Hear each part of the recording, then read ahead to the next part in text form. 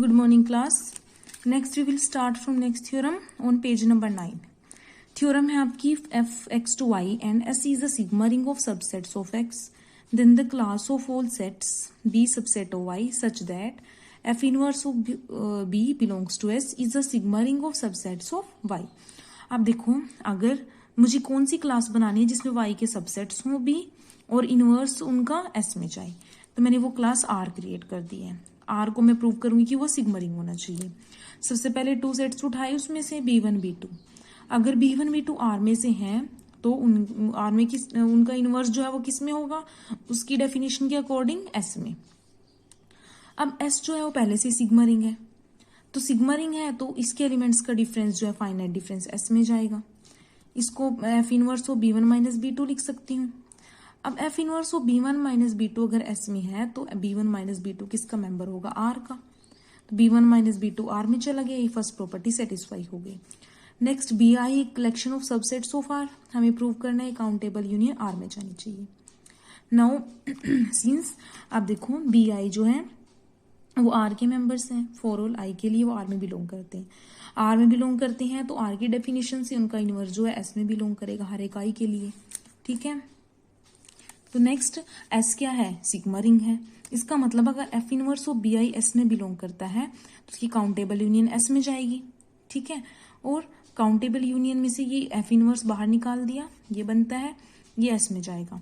F inverse of this belongs to S means ये member किसका होगा, R का. तो काउंटेबल यूनियन R में चली गई तो R क्या बन गया, सिग्मा रिंग. ठीक है, ये आपकी थ्योरम प्रूव हो चुकी है. ये नेक्स्ट इसकी कोरोलरी है, ये आप लोग खुद करोगे. ठीक है, कोरोलरी जैसे कल मैंने लास्ट थ्योरम की कोरोलरी कराई थी, सेम ऐसे ही होगी ये कोरोलरी भी. नेक्स्ट नोटेशन है कुछ, if an is an increasing sequence of sets, कि अगर an क्या है मेरे पास, इंक्रीजिंग सीक्वेंस है सेट्स की, that is increasing means an containing an plus 1, यही होगा ना. अगर n को 1 पुट करूंगी तो a1 contained in a2, a2 contained in a3, तो इंक्रीजिंग बनती जाएगी. इसको हम ऐसे लिख सकते हैं, an increases.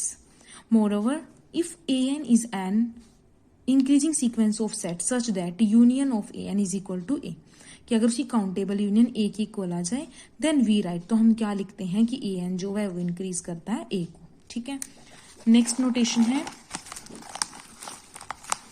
सिमिलरली अगर an क्या है मेरे पास, एक डिक्रीजिंग सीक्वेंस है सेट्स की, then we write an decreases. उसको हम ऐसे लिखेंगे, moreover if an is decreasing sequence of sets such that intersection उसका a है, तो हम बोलेंगे कि an जो है वो डिक्रीज करता है a को. अब ये 2 नोटेशंस आपकी मोनोटोन क्लास में यूज होंगी. मीन्स अगर आपकी क्या है, इंक्रीजिंग है तो यूनियन a की इक्वल होगी और वो उसको इंक्रीज करेगी. अगर डिक्रीजिंग है तो इंटरसेक्शन a की इक्वल होगा और वो उसको डिक्रीज करेगा. ठीक है, नेक्स्ट डिफाइन है मोनोटोन क्लास क्या होती है.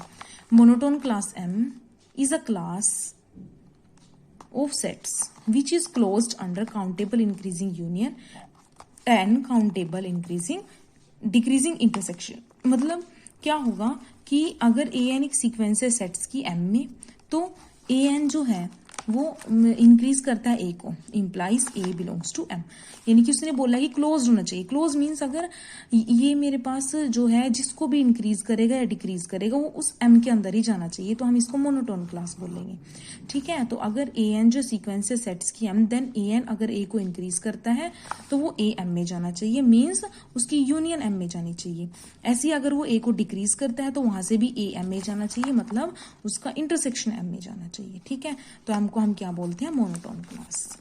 नेक्स्ट रिमार्क है every sigma ring is a monotone class, कि कोई भी सिग्मा रिंग जो होगा मेरा वो क्या होगा, मोनोटोन क्लास होगी. ठीक है, तो सबसे पहले हमने क्या किया, S को एक सिग्मा रिंग उठाया. S is a class under formation of countable union countable intersection. ठीक है, S सिग्मा रिंग है तो S क्या होगी, एक क्लास होगी अंडर फॉर्मेशन ऑफ, क्योंकि देखो S सिग्मा रिंग है और मुझे पता है कि उसमें काउंटेबल यूनियन भी जाती है और काउंटेबल इंटरसेक्शन भी जाती है. Now let us suppose an B a sequence of sets in S and, और हमने फिर लेट कर लिया कि an एक सेट्स की सीक्वेंस है S में और an जो है वो a को इंक्रीज करती है. ठीक है, तो डेफिनेशन से S की अगर an a को इंक्रीज करता है और मीनिंग क्या होगा, यूनियन ए एन की किसकी इक्वल है, ए की इक्वल। और एस की डेफिनेशन से क्या है कि अगर ए एन जो है सेट्स की सीक्वेंस है, इसके अंदर एस सिग्मा रिंग है तो उनकी काउंटेबल यूनियन एस में जाएगी। काउंटेबल यूनियन किसकी इक्वल है, ए की इक्वल है, तो इसका मतलब ए एस में चला गया, ए एस में चला गया। तो मोनोटोन क्लास की एक प्रॉपर्टी हो गई। ऐसी suppose A N is a sequence of sets in S such that A N जो है ए को डिक्रीज करता है, तो डेफिनेशन से एस सिग्मा रिंग की इंटरसेक्शन भी उसमें जाएगा। ये इंटरसेक्शन किसके इक्वल होगा, ए के इक्वल, ठीक है। तो ए जो है वो एस में चला गया, मतलब इंटरसेक्शन भी एस में चला गया, तो एस क्लोज्ड हो गया under countable increasing union and countable decreasing intersection. अब दोनों यूनियन भी उसमें चली गई और इंटरसेक्शन भी, तो वो क्या बन चुकी है, मोनोटोन क्लास, ठीक है। ये आपका रिमार्क था। नेक्स्ट रिमार्क है एवरी मोनोटोन क्लास या ring is a sigma ring. अब देखो let R be monotone class या ring, we prove R is a sigma ring. Two sets उठाई, देन क्योंकि आर रिंग तो है ही, मैं लेट करके चली हूं तो डिफरेंस उसमें जाएगा, ठीक है।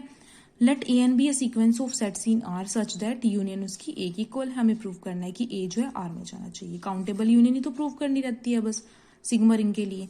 वी डिफाइन, अब हमने डिफाइन की है B1 A1 के equal, B2 A1 union A2 के equal, B3 A1 union A2 union A3 के इक्वल।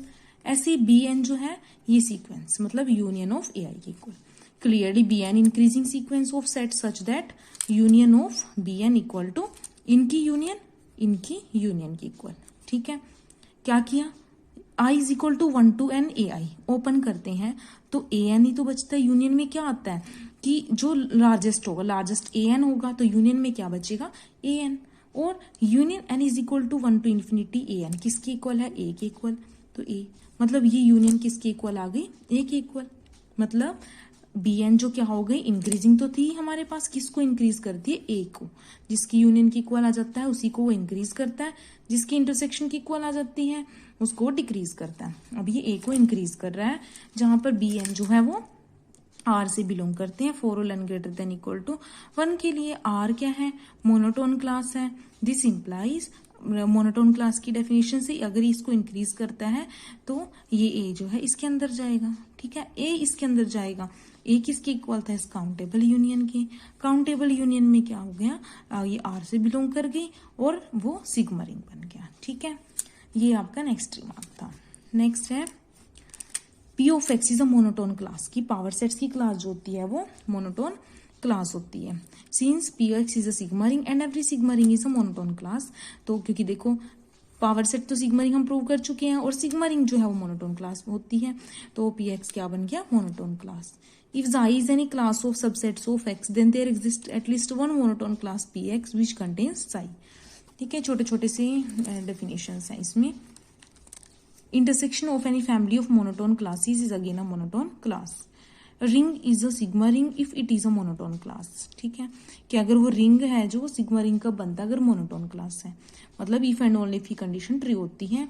अगर वो सिग्मा रिंग है तो मोनोटोन क्लास होगी, मोनोटोन क्लास है तो सिग्मा रिंग होगा।